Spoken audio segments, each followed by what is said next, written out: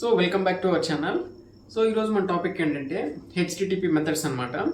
So HTTP methods ఇప్పుడు ఎందుకు నేర్చుకోవాలి అని అంటే, సో మనం స్ప్రింగ్ బూట్ నేర్చుకోవాలన్నా నెక్స్ట్ ఏదైనా రెస్ట్ ఏపీఎస్ నేర్చుకోవాలన్నా, ఎంటర్ప్రైజెస్ అప్లికేషన్ బిల్డ్ చేయాలన్నా మనకు డెఫినెట్గా ఈ మెథడ్స్ అయితే వచ్చి ఉండాలి. సో ఈ మెథడ్స్ మీద జస్ట్ ఓవర్ వ్యూ ఇచ్చేస్తాను. Next spring boot course start చేద్దాం అనుకుంటున్నాను.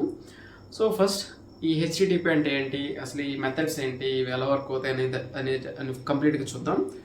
సో ఫస్ట్ ఈ హెచ్టిటిపి అంటే ఏంటంటే హైపర్ టెక్స్ట్ ట్రాన్స్ఫర్ ప్రోటోకాల్ అనమాట. సో ఈ హైపర్ టెక్స్ట్ ట్రాన్స్ఫర్ ప్రోటోకాల్ ఎలా వర్క్ అవుతుందంటే, ఇదొక లాంగ్వేజ్ లాంటిది అనమాట. అంటే క్లయింట్కి సర్వర్కి మధ్యలో ఉండే ఒక లాంగ్వేజ్ అనమాట. అంటే ఫర్ సపోజ్ ఒక ఎగ్జాంపుల్గా తీసుకోవాలంటే, ఇప్పుడు మనం గూగుల్లో కానీ యూట్యూబ్లో కానీ ఒక సెర్చింగ్ బ్రౌజర్ తీసుకొని youtube.com అని సెర్చ్ చేస్తాం, మనకు యూట్యూబ్ ఓపెన్ అవుద్ది. ఫేస్బుక్ అని సెర్చ్ చేస్తాం, ఫేస్బుక్ ఓపెన్ అవుద్ది. ఇన్స్టాగ్రామ్ అని సెర్చ్ చేస్తాం అనుకోండి. అట్లాగా మనం ఏ సెర్చ్ చేసినా నెక్స్ట్ ఆ వెబ్ పేజ్ మనకు ఓపెన్ అయిపోద్ది. ఆ సైట్ మనకు ఓపెన్ అయిపోద్ది. ఇది అలాగా.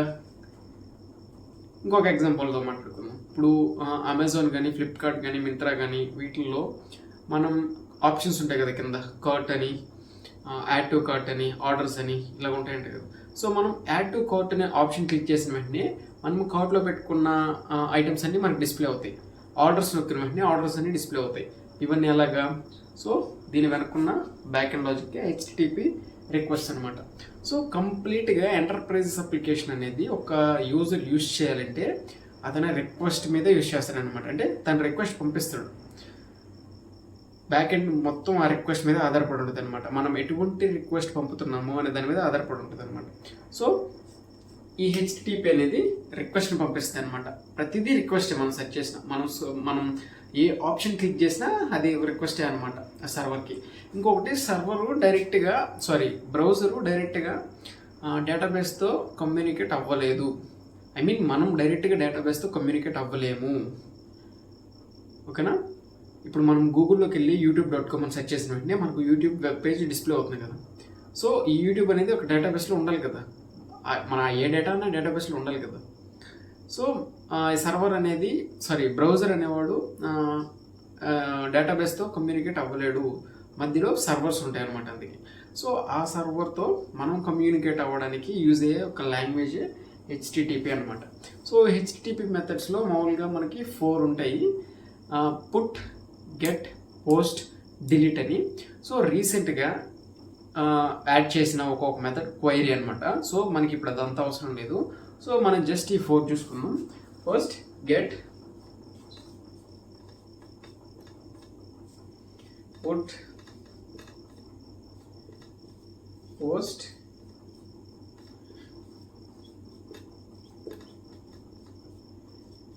డిలీట్ అనమాట.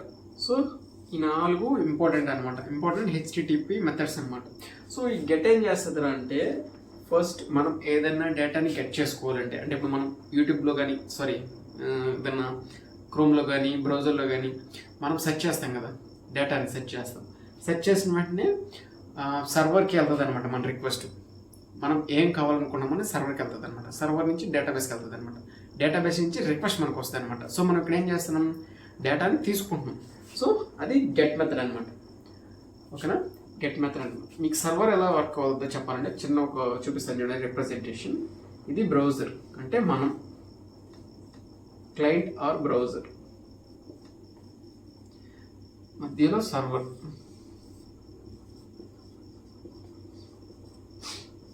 ఇంకా డేటాబేస్.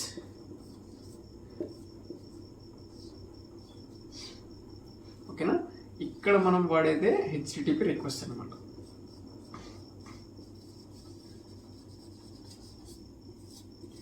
ఓకేనా? ఇక్కడ మనం ఏ టైప్ ఆఫ్ రిక్వెస్ట్ పంపుతున్నాం అనే దాని మీద మనకు ఎటువంటి డేటా రావాలి, డేటాను స్టోర్ చేస్తున్నామా, గెట్ చేస్తున్నామా, అప్డేట్ చేస్తున్నామా అనేది అనమాట. సో గెట్ అంటే డేటాని గెట్ చేసుకోవడం, పుట్ అంటే డేటాని అప్డేట్ చేయడం, నెక్స్ట్ పోస్ట్ అంటే డేటాని సేవ్ చేయడం, డిలీట్ అంటే డేటాని కంప్లీట్గా డిలీట్ చేయడం అనమాట. సో ఇది క్లయింట్ అనేవాడు ఒక సర్వర్కి మనకు ఏ డేటా అయితే కావాలో మనం గెట్ చేసుకుంటున్నామా, అప్డేట్ చేయాలనుకుంటున్నామా, పుట్ చేయాలనుకుంటున్నామా, అని ఒక రిక్వెస్ట్ని పంపుతుంటాడు అనమాట. ఆ రిక్వెస్ట్ అనేది ఒక యూఆర్ఎల్ క్రియేట్ చేస్తాయి అనమాట. ఆ యూఆర్ఎల్ ఫార్మేట్లో ఉంటుంది, దాని గురించి తర్వాత మాట్లాడుకున్నాం. ఆ యూఆర్ఎల్ ఫార్మేట్ ఉంటుంది అనమాట. ఆ యూఆర్ఎల్ ఫార్మేట్ సర్వర్కి వెళ్తుంది అనమాట. సర్వర్ నుంచి అది డేటాబేస్కి వెళ్తుంది అనమాట. ఓకేనా?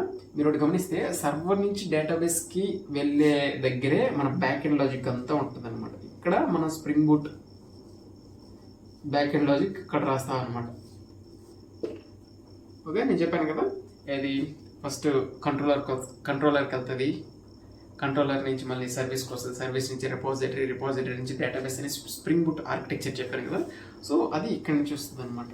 సో మనకు ఫస్ట్ ఈ గెట్, పుట్, పోస్ట్, డిలీట్ ఈ మెథడ్స్ కొంచెం ఓవర్వ్యూ తెలిస్తే చాలన్నమాట.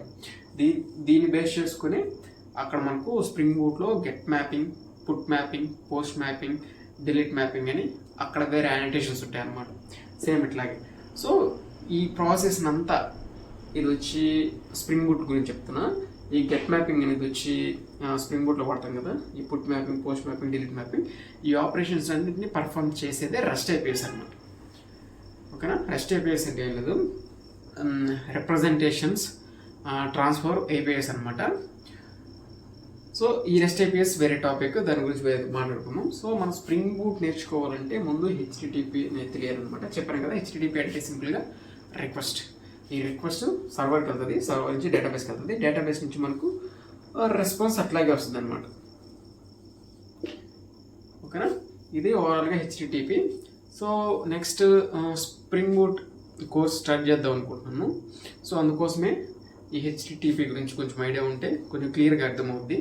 సో HTTP గురించి అర్థమైందని అనుకుంటున్నాను. నెక్స్ట్ మన ప్రీవియస్ వీడియోస్లలో యానిటేషన్స్ గురించి, అసలు స్ప్రింగ్ బూట్ ఆర్కిటెక్చర్ ఎలా ఉంటుంది అనేది చాలా ఈజీగా తెలుగులో ఎక్స్ప్లెయిన్ చేశాను. సో దీన్ని కంప్లీట్గా ప్రాపర్గా ఫ్రమ్ స్క్రాచ్ నుంచి, ఫస్ట్ ప్రోగ్రామ్ నుంచి ఎండ్ టు ఎండ్ ప్రతి వర్డ్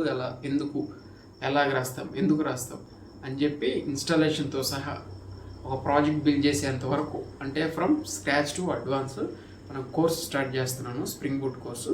సో రేపటి నుంచి అప్లోడ్ చేయడానికి ట్రై చేస్తాను. సో ఇవన్నమాట బేసిక్. సో ఈ వీడియో మీకు ఎంత కొంత హెల్ప్ అయింది అనుకుంటే, so please do like, share and subscribe to our channel. Thank you.